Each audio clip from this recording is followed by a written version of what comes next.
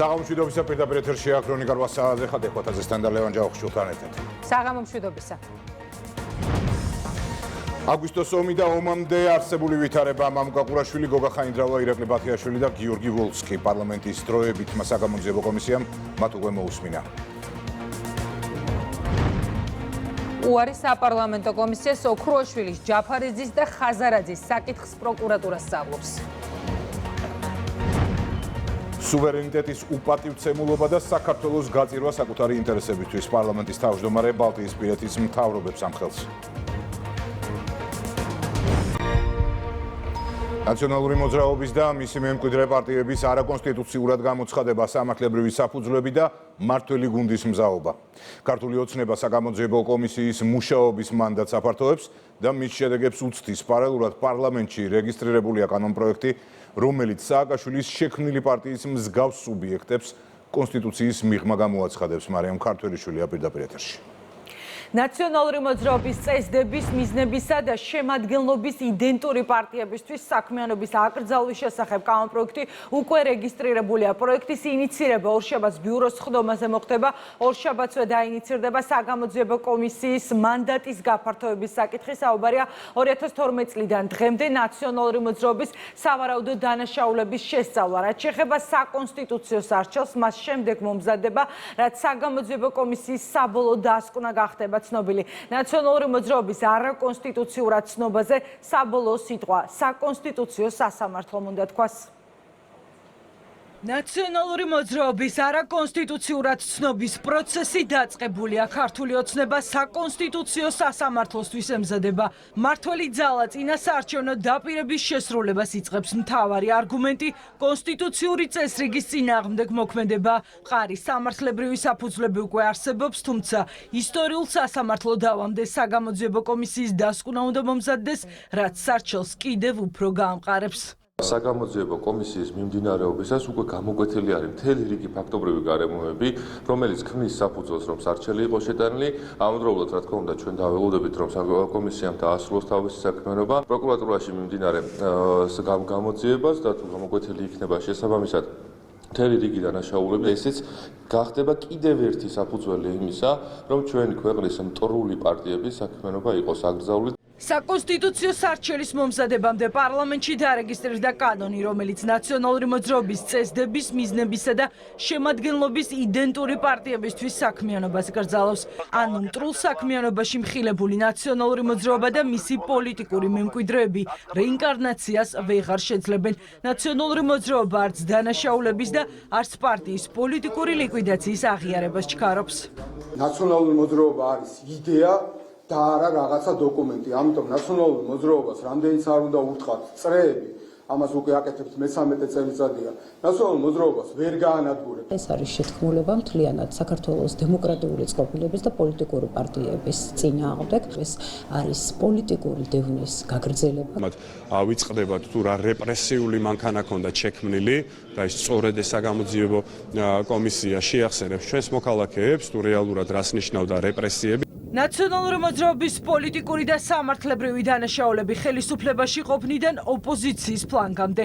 დანაშაულთა ქრონოლოგიის დეტალურად შესწავლისთვის საგამოძიებო კომისიის მანდატი ფართოვდება. გამოიძიებენ 2012 წლის შემდგომ პერიოდსაც ანტისახელმწიფოებრივი ქმედებები.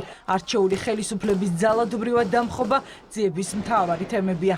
ვერც პასუხისმგებლობას ვერ გაექცევიან, როგორც კი კომისია მორჩება მუშაობას, უკვე იქ რა თქმა უნდა მტკიცებულებებზე და ფაქტებზე დაყნობილ თავის რეკომენდაციებს გადაუგზავნის პროკურატურას და შესაბამის უწყებებს რეაგირებისთვის, ასევე ჩვენ დაუყოვნებლივ შევიტანთ სარჩელს საკონსტიტუციო სასამართლოში იმასთან დაკავშირებით, რომ არაკონსტიტუციურად გამოცხადდეს კოლექტიური ნაცმოძრაობა. საგამოძიებო კომისიის მანდატი გაიზრდება და ესეც საკმაოდ ლოგიკურია, იმიტომ რომ საზოგადოება ძალიან კარგად ხედავდა არა მხოლოდ მათ ყველანაირად სამშობლო და მოღალატეური პოლიტიკას და რეჟიმულ პოლიტიკას და სისტემურ წავებას 2012 წლამდე, არამედ 2012 წლის შემდეგ მათ ასევე ანტისახელმწიფოებრივ ქმედებებს უკვე ოპოზიციის მანტია მორგებული. განსაკუთრებით საზოგადოებამ ეს ყველაფერი ნახა 2022 წლის შემდეგ, სადაც მთელ ამ აგენტურულ ქსელს თავიანთ პატრონებთან ერთად ჩამოეხსნათ ნიღები და ღიად და თავხედურად და გახსნილად მოქმედებდნენ ქვეყნის წინააღმდეგ. ნაციონალური მოძრაობის და მისი განშტოებების არაკონსტიტუციურად ცნობის მთავარ არგუმენტად ხალხის ძალისთვის ადამიანის უფლებათა ევროპული სასამართლოს გადაწყვეტილებებია. ჯერ კიდევ წლების წინ სტრასბურგის სასამართლომ სააკაშვილის რეჟიმის ვერტიკალი შეთანხმებულ დანაშაულში ამხილა. საქმე ენუქიძე და გირგვლიანი საქართველოს წინააღმდეგ. ქართული მართლმსაჯულების გარდა აქვს საერთაშორისო სასამართლოს მიღებული გადაწყვეტილებები, სადაც პირდაპირ წერია, რომ ნაციონალური მოძრაობის რეჟიმის დროს შექმნილი იყო დანაშაულებრივი სისტემა. უკვე ფაქტის სახეზეა, რომ საკამარისზე მეტია მტკიცებულებები იმისათვის, რომ შესაბამისმა უწყებამ ანტიკონსტიტუციურად ცნოს ნაციონალური მოძრაობა როგორც პოლიტიკური პარტია და მისი ანასხლეტები ვითომ რომ გამოიყვნენ ნაციონალურ მოძრაობას. მართლ გუნდში ამბობენ, რომ ნაციონალური მოძრაობა და მისი დანაყოფები თვითმმართველობის არჩევნებში მონაწილეობას ვერ მიიღებენ, რადგან ანტიქართული, ანტიკონსტიტუციური, ანტიეროვნული, აგენტურული პარტიებისგან პოლიტიკური ველი სრულად გაიწმინდება. საკონსტიტუციო სარჩელი მას შემდეგ მომზადდება, რაც საგამოძიებო კომისია საბოლოოდ დასკვნას მოამზადებს. შეეხება თავად საგამოძიებო კომისიის მიმდინარეობას, რა შემთხვევაში არ მივიდოდა საქმე ომამდე. ეს ერთ-ერთია, რაც მამუკა პარლამენტის საგამოძიებო კომისიაზე დღეს ჰკითხეს გენერალი რამდენჯერმე გასცდა მშვიდ საუბარსა და ტონს, რასაც რამდენიმე მწვავე ეპიზოდი მოხდა სხდომაზე. ყოფილი სახელმწიფო მინისტრის ანტისახელმწიფოებრივი განცხადება მთავარ საზღლის როლი და მშვიდობიანი მოსახლეობის ევაკუაციის საკითხი. ეს თემებიც ყურაშვილისგან აინტერესებდა დღესაც არაერთ საინტერესო დეტალი გამოიკვეთა. სოფუბერიძისგან მოვისმენთ უფრო მეტს. საგამოძიებო კომისიისთვის მიცემულ ჩვენებებს ნაციონალური მოძრაობის ლიდერები, მოქმედი და ყოფილი ლიდერები ფაქტობრივად მდგომარეობიდან გამოყავს. ისინი არინდობენ ომის მონაწილეებს, გენერლებს, რომლებსაც უშვერი სიტყვებითაც კი ამკობენ. ამ დროს კი გენერლები განმარტავენ, რატომ მონაწილეობენ საგამოძიებო კომისიის ხდომებში. დღეს მამუკა ყურაშვილმა თქვა, რომ პარლამენტში მივიდა, იმიტომ რომ გრძნობს პასუხისმგებლობას ომში დაღუპულთა და მათი ოჯახის წევრების მიმართ. როდის გადაეცით პირველად, რომ ბატონო გენერალო, მოქალაქეები გვეყოლება მგონი გადასარჩენი? ბოლო წამამდე ვცდილობდით, რომ აგვეცილებინა ყოფილი. არა, ნახეთ, რას გეკითხებით? რა გინდათ, ბოლო. საგამოძიებო კომისიას უნდა გაარკვიოს, რატომ არ მოხდა კონფლიქტის ზონიდან მშვიდობიანი მოქალაქეების ევაკუაცია. სხდომაზე ამ თემას მძიმე საუბარი მოჰყვა, მათ შორის ორ გენერალს, ყურაშვილსა და ტაბატაძეს შორის. ევაკუაციას იწყებს ვინც? მომის მინერ წუთი ცოტა იმასკენი და ევაკუაციას ვინც? არავინ არ ზის საქართველოს გასაგებია. როცა გააკეთეთ მოხსენება თუ პატაკი და მიმართეთ, რომ ასეთი მდგომარეობა მოწინააღმდეგე მხარე. კი. გაყავს ხალხი, ანუ საგანგაშო ვითარება. მაშინ უნდა გვითხრათ, რომ არავითარი პასუხი არ მქონია და მითხრეს, რომ ეგ არ არის ჩემი საქმე. იმიტომ რომ ვიცი რომ გარკვეული წინააღმდეგობები და კონფლიქტები ამასთან გქონდათ. გუშინ ტონი გავატარე. ტოების ზახილი გავატარე. ტონს დაუწიე და ეხლა მე აუწევ ტონს. გისმენთ? და დაუბრუნდეთ თქვენობით ლაპარაკს და მშვიდ საუბარს. მომინდომეს აქ ბიჭურად საუბარი. მამუკა ყურაშვილის მონათხრობიდან ირკვევა, რომ ის მოსახლეობის თაობაზე გენშტაბის უფროს ინფორმაციას 1 აგვისტოდან ყოველდღიურად აწვდის. მთავარსარდალ სააკაშვილს 7 აგვისტოს ხვდება, თუმცა პრეზიდენტი ადგილობრივების ბედით არ ინტერესდება. თავად სამშვიდობო ოპერაციების შტაბის უფროსი კი სააკაშვილის ირგვლივ შექმნილი სიტუაციის გამო მასთან გასაუბრებას ვერ ახერხებს. კადრებში ჩანს მათ, რომ აი ვერც მე არ ჩავა საერთოდ ისეთი არ ვიცი ექიმები ადგილობრივი ჩინოვნიკები აი რაღაც ჯგუფი დატრია. ანუ ამის შესახებ თუ შეატყობინეთ იმას ვინც როგორც თქვენ ამბობთ ბრძანება მოგცათ რომ დახვდი უმაღლეს მთავარსარდალს. არა არ მithქვია. რატომ? სროლები იყო და კიდე დავიზარი წავედი იქითკენ. იმ დროს არსად წასულა და არსად ჩასულა სამმხრივი ფორმატის თავმჯდომარე სახელმწიფო მინისტრი თემურ იაკობაშვილი, რომელიც 7-თვიანი მინისტრობის პერიოდში კონფლიქტის ზონას მხოლოდ ერთხელ სტუმრობდა. თუმცა სახელმწიფო ინტერესების დაზიანებისთვის საკმარისი მისი მხოლოდ ერთი განცხადება აღმოჩნდა. ეს დღეს გენერალმა ყურაშვილმაც დაადასტურა. SKK და არავითარი SKK არ იქნებაო და რამდენი დამაზიანებელი იყო თქვენი აზრით ეს განცხადება? ბატონო, კატასტროფული დამაზიანებელი. ქვეყნის დაზიანებას გასცდა და სახელმწიფოს მტრობ მჭიდრობამდე მივიდა ის, რაც მოგვიანებით სხვა მაღალჩინოსნებმა თქვეს. მაგალითად, სერგი კაპანაძემ, რომელმაც ქართველი სამხედროები აკრძალული იარაღის კასეტური ბომბების გამოყენებაში უსაფუძვლოდ დაადანაშაულა. საგამოძიებო კომისიას გენერალმა ყურაშულმა უთხრა, რომ ქართულ სამხედროებს ქალაქ ცხინვალისთვის ცეცხლი არ გაუხსნიათ. რა დავალება გასცა სააკაშვილმა. კომისიის წევრები მამუკა ყურაშვილისგან ამის გარკვევას ცდილობდნენ. ბატონმა სოზარმა კითხა ბატონ ზაზას, რომ ეს ის ცეცხლიაო, რაზეც სააკაშვილმა რო დაგავალათო, ეს ის ცეცხლიაო, რაც ეკრანზე გვაქვს ყველას ნანახიო და ბატონმა გოგავამ დაადასტურა, რომ ეს ის ცეცხლია, რომელიც სააკაშვილის ბრძანების შედეგად მე გავხსენი. თუ ორივე ამბობთ, რომ ცხინვალში საცეცხლე წერტილი არ იყო. ცხინვალზე რატომ გაიხსნა სააკაშვილმა ცეცხლი? ყუსილეთი კვერნეთი შეიძლება ჩაითვალოს. ყუსილეთი კვერნეთი ზედდაყურებს. აი თუ ვიზუალურად გახედავთ, აქედან იტყვით, რომ ეს ცხინვალია. ცხინვალში როგორც ასეთი არ იყო დაბომბა, იმიტომ რომ მაგას დაგვიდევდნენ ყველაფერს. საქართველოს ცხინვალი დაბომბა, სერგი კაპანაძე ამბობს, ოღონდ მშვიდობიანი მოსახლეობა არა. კასეტური ბომბები სამხედრო ობიექტების წინააღმდეგ იქნა გამოყენებული. რას პასუხობს საქართველოს მოქმედი ხელისუფლება? სადაც ბექა ძამაშვილი ამბობს, რომ ის მტკიცება, რომ საქართველოს ცხინვალში კასეტური ბომბები გამოიყენა, ამას საერთაშორისო სასამართლოებში მხოლოდ რუსეთი ცდილობდა და მეთანხმები ბატონ ბექა ძამაშვილის, ეს არის მტრული განცხადება. ჩვენ ვართ აგრესიის ხრები და ყველა ის ადამიანი, ვინც ეცრება წინააღმდეგობა, სხვანაირად დაამტკიცოს, ის არის ქართული სახელმწიფოს მტერი. ტრეპთან ის კი არ უნდა საუბარი ფერებით. მტერი არის მტერი. ეხლა თქვენ აქ დამდგარ ხართ თქვენ და ბატონი ზაზა და ყველაფერს თქვენ ნაკლებად. ყველაფერს ცდილობთ თქვენ დაიბრალოთ. თქვენ რაც არ უნდა დაიბრალოთ, ფაქტები არის ჯიუტი. რომ ამ ქვეყანას ყავდა უპასუხისმგებლო პოლიტიკური ხელისუფლება, რომელიც ჯარსაც სათამაშოდ თვლიდა. ქვეყანასაც, მის სუვერენიტეტსაც და საერთოდ არ აინტერესებდა იქ რა მსხვერპლი იქნებოდა. მთავარი იყო, რომ სააკაშვილს ერბინა თავისი ტრიბუნით და წარმოჩენილიყო ახალ დავით აღმაშენებლად. პოლიტიკური თანამდებობის პირების როლი, საომარი მოქმედებების პროცესში და სამხედრო გეგმის ცვლილება. გენერალმა ყურაშულმა კომისიას უთხრა, რომ არ იცის, ვინ შეცვალა გეგმა, თუმცა უთხრა, რომ ამას სააკაშვილისა და გოგავას გარდა სხვა ვერავინ იზამდა. ვადასტურებ, რომ გიგი უგულავა ერეოდა სამხედრო ოპერაციებში. თქვენი სიტყვებია. თვითონ თავდაცვის მინისტრმა მიუშვა თავის უწყებასთან ახლოს ამა თუ იმ სამსახურების უფროსები. პოლიტიკოსებმა რატომღაც ისე აღიქვეს, რომ სამხედროებზე მაღლა იდგნენ. უგულავამ მშვიდობიანობის დროს, რომ ქალაქის მერი იყო, ომიანობის დროს სააკაშვილის კონსერვების გამხსნელი იყო. ხაც ვიცახი კი ბატონო, არ მომეწონა ეს განცხადება, რაც გააკეთა, მით უმეტეს ეს არის ჩარევანი. ხო ატყუთ, აი არაფერი არ მაქვს. არც მე და არც ბატონო გენერალ გოგოვას ერთი ჯილდო არ აქვს მიღებული. არის ხახმემაც ეს ჯილდოები მიიღო და ეს ფავორიტები იყვნენ იგივე უგულავას იქნებოდა თუ სხვისი. გენერალ ყურაშვილის მოსმენას მის ცნობილ განცხადებაზე საუბრის გარეშე არ ჩაუვლია. სამშვიდობო ოპერაციების შტაბის უფროსმა თქვა, რომ კონსტიტუციური წესრიგის აღდგენის თაობაზე მის მიერ გაკეთებული განცხადება ადგილობრივი მოსახლეობისთვის მნიშვნელოვანი მინიშნება იყო. მოსახლეობა ჩემ განცხადებას ძალიან გულთან ახლოს იღებდა. ეს განცდა მქონდა, რომ ვერ შევძელი ზუსტად მიტანა. მისამართზე რომ ეს გასაკეთებელია, ამითი მაინც შევეცადე და ეს სიგნალი იყო მოსახლეობის რომ დაძრულიყო. მიხეილ სააკაშვილს, როგორც ჩვენი ქვეყნის მაშინდელ უმაღლეს მთავარსარდალს, როგორ დაახასიათებთ? ეს იყო უმაღლეს მთავარსარდალი წადით თუ უმაღლეს მთავარსარდალი მომყევით?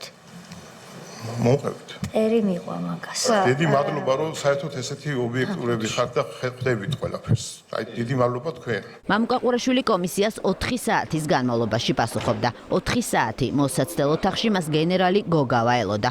საგამოძიებო კომისიის მძიმე სხდომის შემდეგ ორმა გენერალმა პარლამენტის შენობა ერთად დატოვა. ისევ საგამოძიებო კომისია და უკვე სხვა გამოკითხულების სამშვიდობო ინიციატივები, რაც სააკაშვილის და მისი ხელისუფლების პროვოკაციებმა დააზიანა. ამის შესახებ ესაუბრა დღეს კომისიას გოგა ხაინდრავა, ასევე გია ვოლსკი. პირველი სახელმწიფო მინისტრის პოზიციას იკავებდა შერიგების და კონფლიქტების მოგვარების საკითხებში, მეორე კი მისი მოადგილე გახლდათ. მაკუნა აბულაძის რეპორტაჟი. სამშვიდობო პროცესი გააჩერეს, იმიტომ რომ მათი მიზანი არ იყო მშვიდობა საქართველოში. ამის თქმის საფუძველს გოგა ხაინდრავას პირადი გამოცდილება აძლევს. მაშინ როცა თავად გახდათ სააკაშვილის ხელისუფლების სახელმწიფო მინისტრი შერიგებისა და კონფლიქტების მოგვარების საკითხებში, ხაინდრავა იხსენებს, რომ ყოფილმა პრეზიდენტმა და მისმა გარემოცვამ მიზანმიმართულად გადადგეს პროვოკაციული ნაბიჯები, გააჩერეს ყველა პროექტი, ჩაშალეს სამშვიდობო პოლიტიკა და მაშინ მშვიდობიან ცხინვალთან კონფლიქტი დაიწყეს. რეგიონში სადაც დაპირისპირების არანაირი წინაპირობა არ არსებობდა. როდესაც სახელმწიფო მინისტრად დამნიშნეს, დავჯექი ჩემ მანქანაში, მე და მძღოლი და წავედი ცხინვალის რეგიონში. მივხვდი, რომ არანაირი კონფლიქტი ხალხებს შორის აღარ იყო. უკონტროლო რეგიონი იყო, ჩვენი იურისდიქცია იქ, ასე ვთქვათ, არ ფუნქციონირებდა. შეთანხმების თანახმად იქ იდგა სამშვიდობო ბატალიონი, კონტინგენტი.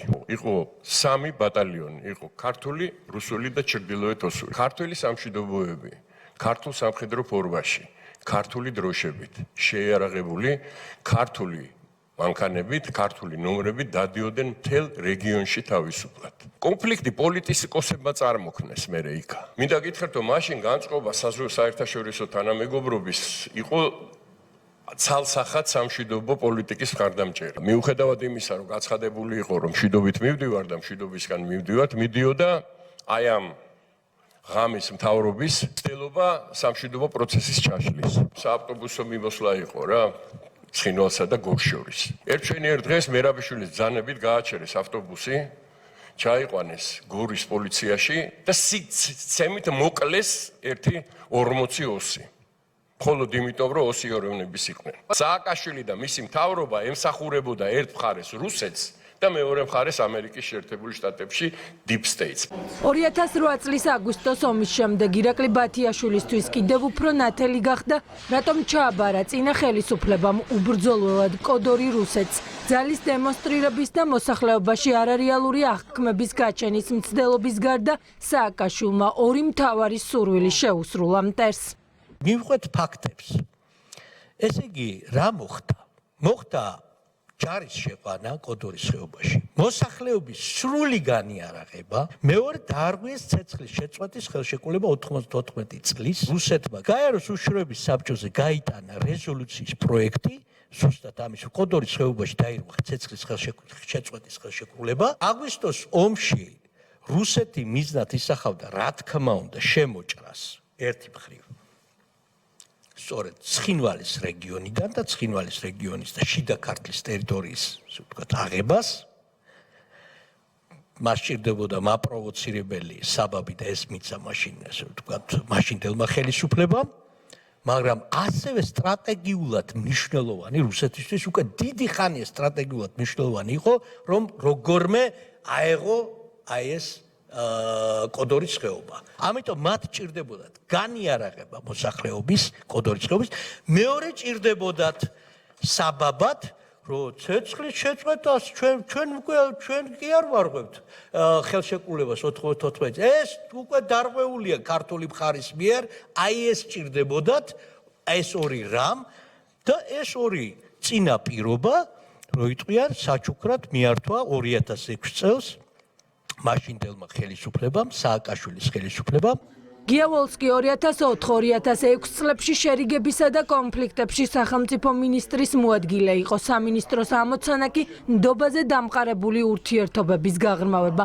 მაშინ როცა ვოლსკი და მისი გუნდი სამშვიდობო პოლიტიკის ფარგლებში არაერთ პროექტზე მუშაობდა, ჰქონდა საერთაშორისო მხარდაჭერა, პარალელურ რეჟიმში მაშინდელი ხელისუფლება პროვოკაციებს აწყობდა და ცხინვალთან ურთიერთობებს მიზანმიმართულად აფუჭებდა.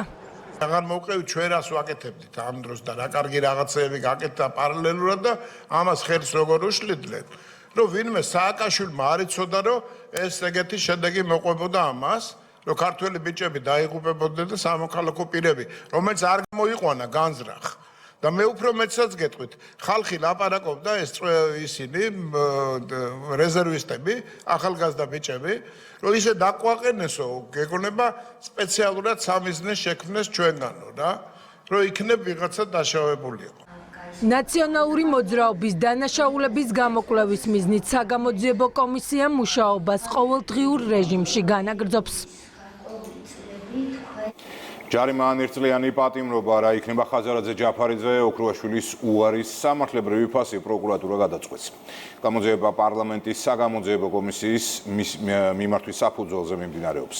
მეგინ არსავიძეა თემით პირდაპირ ეთერში. საგამოძიებო კომისიის სხდომაზე განხილული საკითხები, როგორც ჩანს, ხაზარაძისთვის, ჯაფარიძისთვის და ოქრუაშვილისთვის იმდენად რთულად ასახსნელია, რომ კანონის წინააღმდეგ წასვლა ურჩევნიათ. სისხლის სამართლის კოდექსის 359 მუხლით პროკურატურამ გამოძიება კომისიის მიმართვის საფუძველზე სამივე მათგანის წინააღმდეგ დაიწყო. მოსამართლის თანდასწრებით უკვე დაიკითხა მამუკა ხაზარაძე დაკითხვის შემდეგ მედიას ნავთობ კომპანია მაგნატის საქმის მისი ვერსია მოუყვა. ხაზარაძის მიერ შემოთავაზებული ამბის მიხედვით მაგნატის საქმეზე შეუძლებელია მასთან კითხვები არსებობდეს. ეს იმ დროს, როცა ჯემალ ლეონიძე დეტალურად ყვებოდა მისთვის ბიზნესის წართმევის საქმის შესახებ და ამ პროცესში სწორედ ხაზარაძე ჯაფარიძის როლზე საუბრობდა. ადამიანები არიან შეშინებულები კომისიაზე მისვლით, ვინაიდან იციან, რომ საქართველოს მოსახლეობის ძალიან დიდი ნაწილი უყურებს პირდაპირ ეთერში ამ საგამოძიებო კომისიას. იქ მათ სიცრუეს არავინ არ აპატიებს, ხოლო იქ რომ მათ ვის პასუხი გაცენ, რა პასუხის არის ობიექტური, თვითონვე თავს აღმოიჩენენ ძალიან რთულ მდგომარეობაში. მამუკა ხაზარაძეს თუ რამის თქმა უნდოდა და რამის თქმა შეეძლო, ის უნდა მოსულიყო საგამოძიებო კომისიის წინაშე და კი არა ეკეკლუცა, როგორც გუშინ იკეკლუცა თავის ტელევიზიებთან და რაღაც ორგანიზაციასთან ორგანიზებულ კითხვებზე, რომ ვითომ პასუხებს რომ სცემდა. კეთილი უნდა ენება და საგამოძიებო კომისიის წინაშე, საზოგადოების წინაშე, საზოგადოებას რომ კითხვები აქვს, იმ კითხვებზე უნდა გაეცა აბსოლუტურად გულწრფელად პასუხები, მაგრამ გულწრფელობა და მამუკა ხაზარაძე ერთმანეთთან აბსოლუტურად დაპირისპირებული ცნებებია და როგორც მამუკა ხაზარაძე ისევე ოქრუაშვილი თუ მისი სხვა წარმომადგენლები თუ მეგობრები, რა თქმა უნდა, თავს არიდებენ, რომ კომისიის კანონიერი მოთხოვნა შეასრულოს. ყველამ კარგად ვნახეთ, კონკრეტულად მაგნატის საქმესთან დაკავშირებით, მთელი ის პროცესი, რომელიც წარიმართა კომისიის ფარგლებში, ახლად გამოჩნდა მათი დამოკიდებულებები, იმ სისტემის ერთ-ერთი მონაწილე ელემენტის როლი ბიზნესის, ისე ვთქვათ, რეკეტის საქმეში ეს ნათლად გამოჩნდა ამ კომისიაზე. სწორედ მათი ეს ქმედება არ გამოცხადება კომისიაზე, მეტყველებს მათ დამოკიდებულებაზე და რეალურად მეტყველებს მათ წარსულ ბმაზე რეალურად ამ საქმესთან დაკავშირებით, რაც არ უნდა, ესე ვთქვათ, თავისი ვიწრო პოლიტიკური ნიშით ფუთონ ეს ყველაფერი. ბიზნესის წართმევა, წამება, არაადამიანური მოპყრობა, საგამოძიებო კომისია წინა ხელისუფლების პერიოდის უმძიმეს საქმეებს შეისწავლის და ამ პროცესს ლელოს ლიდერმა არაერთხელ უწოდა ცირკის სხდომაზე მისვლის კი იმდენად შეეშინდა, რომ კანონის წინააღმდეგ წავიდა. მადლობა მეგიეს მეგინ არსავიძე იყო. მოქალაქეთა ერთი ნაწილი საგამოძიებო კომისიის სხდომის პარალელურად პარლამენტთან შეიკრიბა. აქციაზე ცოტა ხნის წინ ელენე ხოშტარია პოლიციამ ტერიტორიიდან გაიყვანა. ჩვენ ვაზუსტებთ ინფორმაციას, არის თუ არა ეს დაკავებული თუ უბრალოდ ტერიტორიიდან განრიდებული, ისევე როგორც დაზუსტების ეტაპზე ინფორმაცია კიდევ ორი პირის სავარაუდო დაპატიმრების შესახებ. აქციის მონაწილეთა მხრიდან პოლიციის მანქანაა დაზიანებული. კიდევ ერთხელ გეტყვით, რომ პროტესტის მონაწილეები პარლამენტთან შეიკრიბნენ საგამოძიებო კომისიის სხდომის პარალელურად.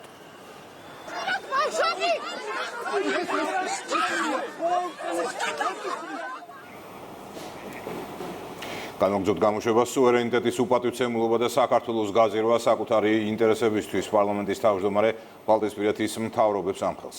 შალვა პაპუაშვილი აღწერს, რა დგას იმ რიტორიკის უკან, რომელსაც რატომღაც მეგობრობად წარმოაჩენენ. საქართველოს საზიანო სცენარში საპატიო როლს ასრულებს სალომე ზურაბიშვილიც. ანა ბერძენიშვილი გემოვთ. ბალტიისპირეთის ქვეყნები საქართველოს საბჭოთა მეთოდებით ებრძვიან. პარლამენტის თავმჯდომარე სოციალურ ქსელში ლატვიის, ლიეტუვისა და ესტონეთის მხრიდან საქართველოს სუვერენიტეტის უარყოფაზე წერს. ქვეყნის ინტერესების დაზიანებაში დიდია მაკ-კეინის ინსტიტუტის სტიპენდიანტის, ოპოზიციონერი სალომე ზურაბიშვილის როლი, რომელიც საბჭოთა ქვეყნებში ვიზიტისას შველას ითხოვს. ეროვნული სუვერენიტეტის უარყოფა, ლეგიტიმური ხელისუფლებისთვის ძირის გამოთხრა და გამოგონილი პარალელური სამყარო შექმნა. სამივე ასპექტი საბჭოთა კავშირის საგარეო მიდგომებს გვახსენებს.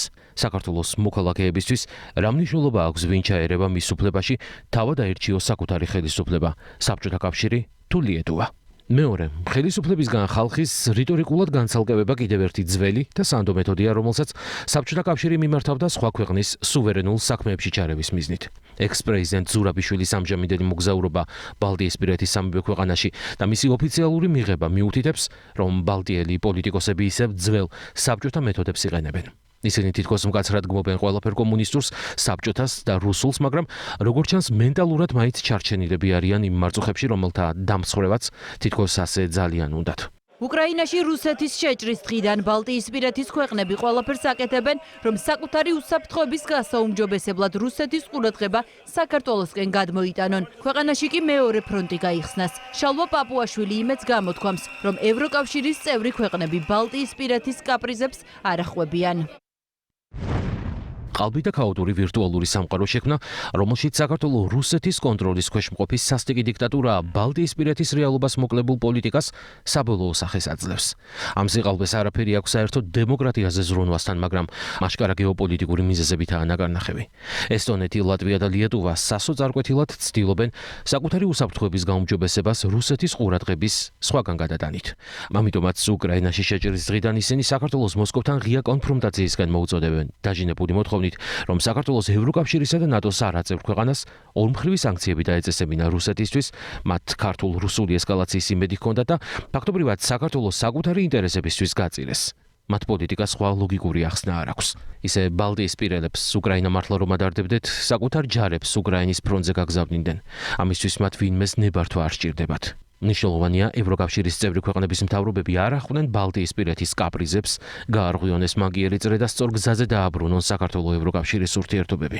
ლიეტუვა, ლატვია და ესტონეთი პატივს არცემენ საქართველოს მოსახლეობის უმრავლესობის არჩევანს. ევროპასთან ინტეგრაციის კომიტეტის თავმჯდომარე ამ ქვეყნებსა და ზურაბიშვილს მოუწოდებს შედეგები კარგად გაიაზრონ. რაც არ უნდა ეცადონ მოსახლეობის და ხელისუფლების ერთმანეთისგან გამიჯვნა, რეალურად ფაქტია, რომ მათთვის ღირებული არ არის არც ერთი, ღირებულია მხოლოდ მაშინ, როდესაც ერთი ან მეორე გამოიყენება რუსეთთან ქიშპობის და დაპირისპირების ინსტრუმენტად. მე მოუწოდებ როგორც ამ ქვეყნებს, ასევე ქალბატონ სარამის ზურაბიშვილს კარგად გაიაზროს ის შედეგები, რაც შეიძლება ამ ნაბიჯებს მოყვეს და ის პასუხისმგებლობა, რომელიც შეიძლება მათ აიღონ აუცილებლად თუ ეს მოწოდებები და ეს აგრესიული პოლიტიკა განხორციელდება. არაერთი მცდელობის მიუხედავად საქართველოს ომში არ ჩაერთო. სახელისუფლებო გუნდის განცხადებით, Deep State-ის გავლენით კანონდამრღვევი ზურაბიშვილი ახალ ინსტრუქციებს იღებს. ისინი გრძნობენ რაღაცა ტიპის საფრთხეს რუსეთის მხრიდან, თითქოს და უნდათ რომ ისრები ჩვენსკენ გადმოიტანონ და აქ შექმნან ქაოტური სიტუაცია, გამოიწვიონ ქვეყანაში რევოლუცია იმისათვის, რომ მათ Deep State-ის მიერ მართულმა აგენტებმა, ისევე როგორც მათი ქვეყნის ლიდერშიპი არის, ასევე ჩვენი ოპოზიცია, აქ უკვე გახსნან მეორე ფრონტი. ვადაგასული პრეზიდენტის ვიზიტი მიუთითებს იმაზე, რომ როგორც ჩანს Deep State-ის და იმ ძალების, რომლებსაც არსებობს ქვეყანაში მშვიდობა და სტაბილურობა, მთავარი ინსტრუმენტი სწორედ ეს სამი ქვეყანა დარჩა და სამწუხაროდ ამაში აქტიურად არის ჩართული სალომე ზურაბიშვილიც, რადიკალური ოპოზიციაც, რომლებიც პირდაპირ მოქმედებენ ჩვენი ქვეყნის და ჩვენი ხალხის ინტერესების საწინააღმდეგოდ. ბალტიისპირეთის ქვეყნების მხრიდან საქართველოსთან მიმართებით ორმაგი სტანდარტი იკვეთება. სამივე ქვეყანა გვაკრიტიკებს, მაშინ როცა რუსეთთან ვაჭრობის მაქსიმუმზე არიან. პრეზიდენტი თურქეთში საქართველოს ახლად დანიშნულებს შეხვდა მიხეილ ყაველაშვილმა და არჩილ კალანდიამ საქართველოსა და თურქეთს შორის არსებული სტრატეგიული პარტნიორობისა და დიპლომატიური მისიის ძირითადი საკითხები განიხილეს. პრეზიდენტმა ელჩს მომავალ საქმიანობაში წარმატება უსურვა. დღესვე კალანდიამ მთავრობის მეთაურმა მიიღო ქვეყნებს შორის სტრატეგიული თანამშრომლობის გარდა შეხვედრაზე საქართველოსა და თურქეთს შორის სხვადასხვა სფეროში თანამშრომლობის შემდგომი განვითარების პერსპექტივებზეც იმსჯელეს.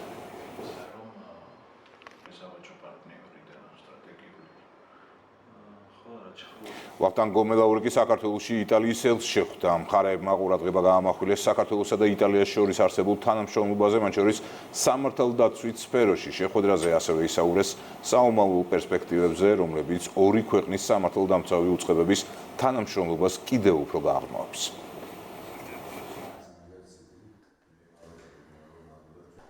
პოლიციამ ნარკოდანაშაულისათვის 3 მოქალაქე დააგავა. გამოძიება მათ მარიხუანის უკანონო კულტივირებას, დიდი და განსაკუთრებით დიდი ოდენობით შეძენას შენახვას ედავება. ბრალის დამტკიცების შემთხვევაში დაკავებულებს 12 წლამდე პატიმრობა ემუქრებათ. ნინი მაისურაძე კი ამბობთ.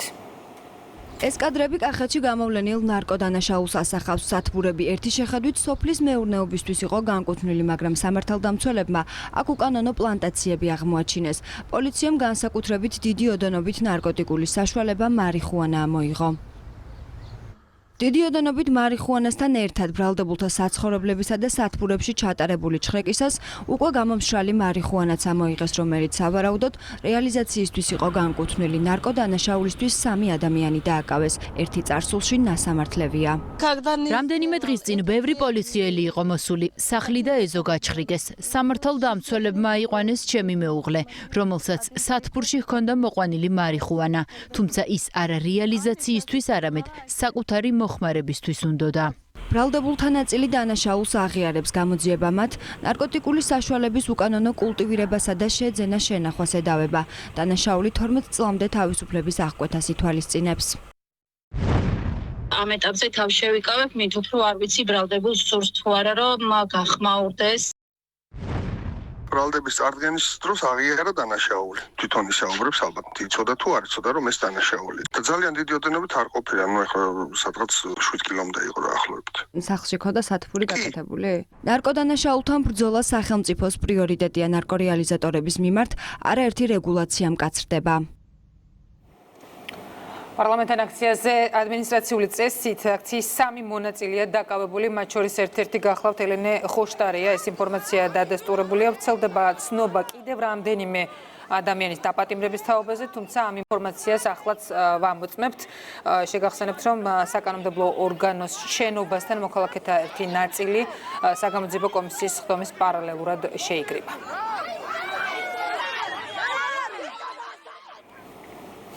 დღის სხვა თემები საყოველთაო ჯანმრთელობის დაცვის პროგრამის ფარგლებში პაციენტებს მენჯ-ბარძაყის სახსრების იმპლანტებზე თანაგადახდით სარგებლობის შესაძლებლობა ექნებათ. ცვლილება პაციენტების ინტერესებისა და მოთხოვნის გათვალისწინებით ამოქმედა. ვაგო მეზურნიშვილი გიამბობთ. სახსრის ნაწილობრივი და სრული ჩანაცვლებისთვის პაციენტებს სახელმწიფო ორ არჩევანს თავაზობს.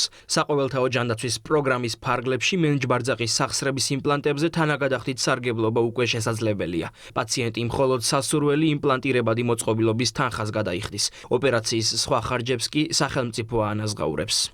ექიმისა და პაციენტის შეფასებით საუკეთესო მასალით მოხდება ოპერაციის ჩატარება, ასეთ შემთხვევაში გაჩნდება შესაძლებლობა, რომ კომბინირებული სახელმწიფოს თანამონაწილეობით და პაციენტის ფინანსური დანახარჯით რომ მოხერხდეს ასეთი პროტეზების შეძენა და შესაბამისად ოპერაციების დროს მათი გამოყენება. ეს არის ისეთი ცვლილება, რომელსაც პრაქტიკულად მიესალმება როგორც პაციენტის მხარე, იმავდროულად ექიმები, კლინიკები. პაციენტებს თავისუფალი არჩევანის საშუალება რჩებათ. თუ ბენეფიციარს თანაგადახდით სარგებლობა არ სურს, ოპერაციის ხარჯებთან ერთად პროგრამით გათვალისწინებული იმპლანტირებადი მოწყობილობის ხარჯსაც სახელმწიფო დაფარავს.